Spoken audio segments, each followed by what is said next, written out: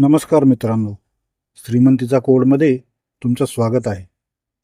मार्केटमध्ये जेव्हा मोठी तेजी असते तेव्हा प्रत्येकजण नफा कमवायच्या धुंदीत असतो. पण अशाच वेळी ग्रेवस्टोन डोजी नावाचा एक सापळा रचला जातो, जो मोठ्या गुंतवणूकदारांना सावध करतो. यामागची सायकॉलॉजी समजून घेऊया. मार्केट ओपन झाल्यावर खरेदीदार किंमत आकाशात नेण्याचा प्रयत्न करतो, पण एका रेजिस्टन्स लेवलला विक्रेते इतके जोरात सक्रिय होतात की ती किंमत पुन्हा ओढून खाली आणतात. ही खरेदीदारांची हार आहे. ग्रेवस्टोन डोजी उलट्या टी सारखा दिसतो. याची वरची सावली म्हणजे अप्पर विक खूप लांब असते आणि ओपन, क्लोज आणि लो हे तिन्ही एकाच बिंदूवर असतात. याला थडग्याचा दगड का म्हणतात? कारण हा पॅटर्न तेजीचा अंत करतो. लक्षात ठेवा, हा पॅटर्न कुठेही बनवून चालत नाही. जेव्हा मार्केट सातत्याने वर जात असते आणि एखाद्या महत्त्वाच्या रेजिस्टन्स लेवलला हा तयार होतो, तेव्हाच तो खरा मानला जातो. हा एक बियरिश रिव्हर्सल सिग्नल आहे. आता हा पॅटर्न बघून ट्रेड कसा घ्यायचा? जेव्हा एखाद्या रेजिस्टन्स लेवलला ग्रेवस्टोन डोजी पॅटर्न तयार होतो आणि त्यानंतरची कॅन्डल या डोजीच्या लोच्या खाली क्लोज होते, तेव्हा तुम्ही शॉर्ट करू शकता आणि आपला स्टॉप लॉस या डोजी कॅन्डलचा हाय असला पाहिजे. टाइम फ्रेम, यामध्ये तुम्ही तुमच्या आवडीची टाइम फ्रेम वापरू शकता. पण लक्षात ठेवा, जेवढी मोठी टाइम फ्रेम असेल तेवढा तुमचा फायदा अधिक होण्याचे चान्सेस असतात. फक्त कॅन्डल बघून ट्रेड करू नका, तर व्हॉल्यूम सुद्धा तपासा. मित्रांनो, एक एक्झाम्पल म्हणून मी तुमच्याबरोबर DLF कंपनीचा विकली टाइम फ्रेमचा एक चार्ट शेअर केला आहे. एका वरच्या रेजिस्टन्स लेवलला या चार्टमध्ये ग्रेवस्टोन डोजी कॅन्डलस्टिक पॅटर्न तयार झाला आहे आणि तिथून चार्टमध्ये कसं रिव्हर्सल आलं हे तुम्ही बघू शकता.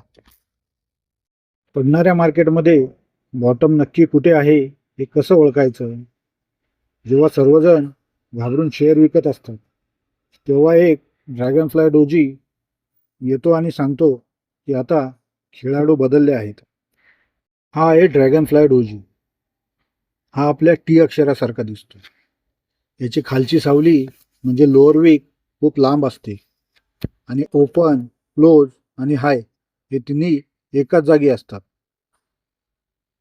हा दिसायला एखाद्या चतुर कीटकासारखा म्हणजे ड्रॅगन सारखा दिसतो. ती सायकॉलॉजी बघूया. मार्केट उघडताच विक्रेते किंमत खूप खाली नेतात, पण खालच्या लेवलला खरेदीदार बसलेले असतात, जी किंमत पुन्हा वर खेचून आणतात. हे दर्शवते की आता मंदी संपली आहे आणि तेजीची सुरुवात झाली आहे. लक्षात घ्या, हा पॅटर्न तेव्हाच शक्तिशाली ठरतो जेव्हा मार्केट डाऊन ट्रेंडमध्ये असते आणि तो एखाद्या सपोर्ट झोनवर बनतो. हा एक बुलिश रिव्हर्सल संकेत आहे, जो इथून तेजी येईल असं सांगतो.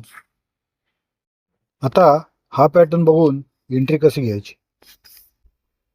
जेव्हा एखाद्या सपोर्ट लेवलला तुम्हाला हा पॅटर्न तयार झालेला दिसेल आणि त्याच्या पुढची कॅन्डल डोजी कॅन्डलचा हाय तोडून वर क्लोज होते, तेव्हा तुम्ही बाईंग एंट्री घेऊ शकता आणि तुमचा स्टॉप लॉस हा या डोजी कॅन्डलचा लो असेल. टाइम फ्रेम, यामध्ये सुद्धा तुम्ही तुमच्या आवडीची टाइम फ्रेम वापरू शकता.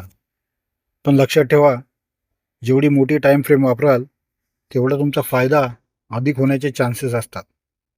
ड्रॅगनफ्लाय डोजी हा रिव्हर्सलचा राजा आहे, पण त्याला नेहमी कन्फर्मेशनसह वापरा. मित्रांनो, एक एक्झाम्पल म्हणून मी तुमच्याबरोबर quality power electric equipment limited या कंपनीचा 1 डे टाइम फ्रेमचा एक चार्ट शेअर केला आहे.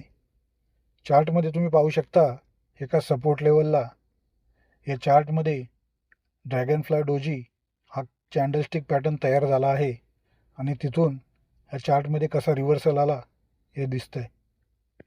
मित्रांनो, या दोन्ही कॅन्डलस्टिक पॅटर्नचा अभ्यास करून तुम्ही कोणत्या शेअर्समध्ये एंट्री घेतली कमेंटमध्ये नक्की सांगा. पुढच्या व्हिडिओत आपण पाहणार आहोत पिअर्सिंग पॅटर्न आणि dark cloud cover candlestick pattern. Share मार्केटच्या अशाच सखोल ज्ञानासाठी श्रीमंतीचा कोड चॅनलला आत्ताच लाईक, सबस्क्राईब आणि शेअर करा. धन्यवाद.